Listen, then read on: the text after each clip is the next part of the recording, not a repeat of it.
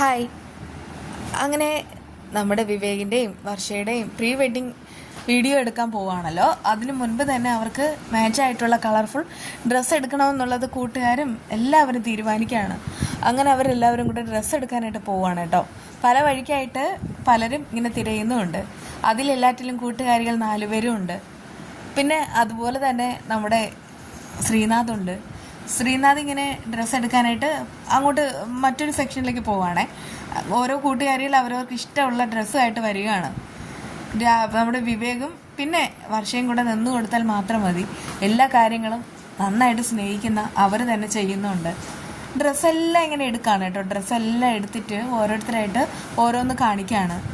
ഓരോ ഡ്രസ്സും ഇഷ്ടമാവുന്നുണ്ടെങ്കിലും വർഷയുടെയും വിവേകിൻ്റെയും മനസ്സിൽ അതങ്ങോട്ട് മാച്ചാവുന്നില്ല. അതുകൊണ്ട് തന്നെ അതൊക്കെ അവർ ഇങ്ങനെ സ്കിപ്പ് ചെയ്ത് നിൽക്കുകയാണ്. ഇനി ഒരാൾ കൂടെ മാത്രമാണ് ബാക്കിയുള്ളത്, അത് ശ്രീനാഥ് ഇങ്ങനെ ലിഫ്റ്റ് കയറി വരികയാണ് കേട്ടോ. വരുന്ന സമയത്ത് അയാളുടെ കയ്യിലുള്ള ഡ്രസ്സ് കണ്ടിട്ട് വിവേകും വർഷയും കണ്ണഞ്ചിപ്പിച്ച് നോക്കുകയാണ്. അത്രയും ഭംഗിയായിട്ടുള്ള ഡ്രസ്സ് അവരങ്ങനെ കണ്ടിട്ടേ ഇല്ല. 2 പേർക്കും മാച്ചായിട്ടുള്ള ഡ്രസ്സൊക്കെ എടുത്തിട്ടാണ് ശ്രീനാഥിൻ്റെ വരവ്.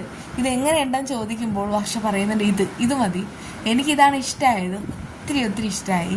വിവേകും പറയുന്നുണ്ട്, അതെ, എനിക്കും ശ്രീ എടുത്ത ഡ്രസ്സ് തന്നെയാണ് ഇഷ്ടമായത്, ഇതിന് വല്ലാത്തൊരു അട്രാക്ഷനും ഭംഗിയൊക്കെ ഉണ്ട്. അങ്ങനെ അവരങ്ങോട്ട് ആ ഡ്രസ്സ് അങ്ങ് സെലക്ട് ചെയ്യണം കേട്ടോ. വർഷയ്ക്കാണെങ്കിൽ ലെഹങ്ക പോലത്തെ ഒരു മോഡലാണ് റെഡ് കളറിലുള്ളത്.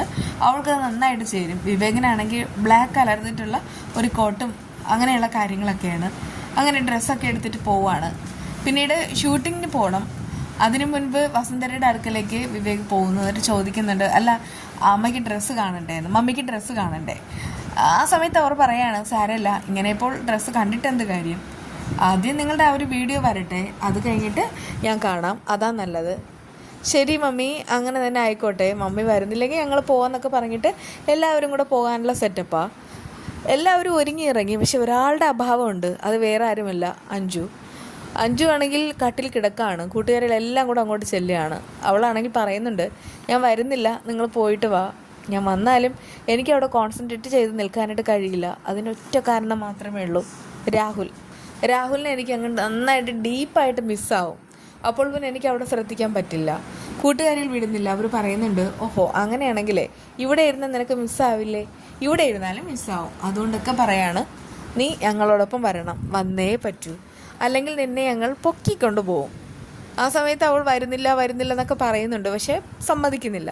വർഷയും പിന്നെ ശിവയും കൂടെ അവളെ പൊക്കി പിടിച്ച് കൊണ്ടുപോവാണ് കേട്ടോ. അങ്ങനെ ആ ഒരു ഷൂട്ടിങ്ങിനും കാര്യങ്ങൾക്കും പോവാണ്. വളരെയധികം ഭംഗിയുള്ള ഒരു റിസോർട്ടിലേക്കാണ് അവർ പോകുന്നത്. അവിടെ പോകുന്ന സമയത്ത് ക്യാമറമാൻ അടക്കം ഷൂട്ട് ചെയ്യാനുള്ള എല്ലാ ആൾക്കാരും നിരന്ന് നിൽക്കുകയാണ്.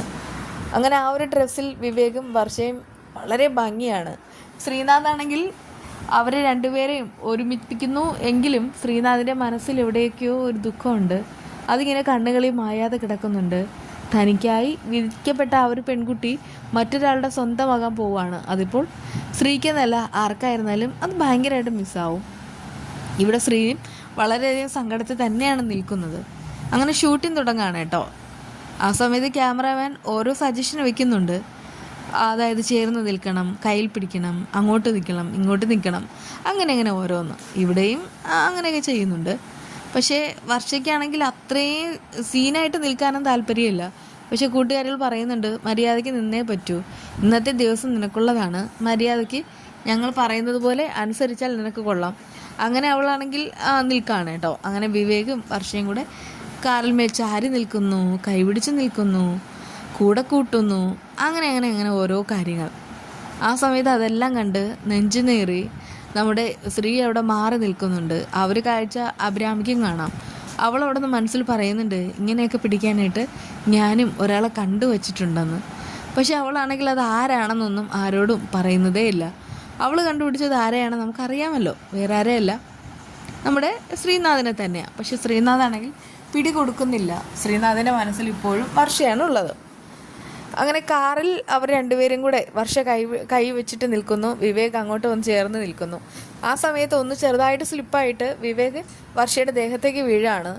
ഇതിപ്പോൾ ഞാൻ അറിയാതെ വീണതാണെന്ന് വിവേക് പറയുമ്പോൾ എനിക്കങ്ങനെ തോന്നിയില്ല എന്ന് വർഷയും. എന്തായാലും ഇത് ഗുഡ് ക്യാപ്ചർ ആയിരുന്നു എന്ന് ക്യാമറാമാൻ പറയുമ്പോൾ അതങ്ങോട്ട് ഡിലീറ്റ് ആക്കാൻ വർഷ അറിയിക്കുന്നു. അതെങ്ങാനും ഡിലീറ്റ് ആക്കിയാൽ നിങ്ങളെ ഞാൻ കൊല്ലുമെന്ന് വിവേക് പറയാണ് കേട്ടോ. പക്ഷേ ഇവർ രണ്ടുപേരും എടുക്കുന്ന സീനുകളെല്ലാം തന്നെ ഈ ശ്രീനാഥ് മനസ്സിൽ കാണുകയാണ്. ആ സമയത്ത് വിവേകല്ല വർഷയുടെ കൂടെ നിൽക്കുന്നത്, താനാണെന്നുള്ള ബോധം അയാളിലേക്ക് വരികയാണ്. പിന്നെ അയാൾ അങ്ങോട്ട് വർഷയെ പിടിക്കാനും അങ്ങനെയൊക്കെ ചേർത്ത് നിർത്താനും എല്ലാം ഭയങ്കരമായിട്ട് മോഹം തോന്നിയിട്ട് അതൊക്കെ ഇങ്ങനെ മനക്കണ്ണാൽ കണ്ട് ആസ്വദിച്ച് നിൽക്കുകയാണ്. എന്നിട്ട് ഭയങ്കര സങ്കടത്തിലാണ് നിൽക്കുന്നത്. ഒരു ബൈക്ക് കൊണ്ട് വെച്ചിട്ടുണ്ട്. ബൈക്കിൽ വിവേകും വർഷയും കയറണം. വർഷ കയറാൻ നേരത്ത് ശ്രീ കൈ കൊടുക്കുന്നു. ആ സമയത്ത് ശ്രീയുടെ കയ്യിൽ പിടിച്ച് വർഷ ബൈക്കിൽ കയറുന്നു. തിരിച്ച് അവൾ വീഴാൻ പോകുമ്പോൾ പെട്ടെന്ന് തന്നെ ശ്രീനാഥ് ചേർത്ത് പിടിക്കുന്നു. എന്തായാലും ആ സമയത്ത് ചേർത്താ പിടിക്കണേ.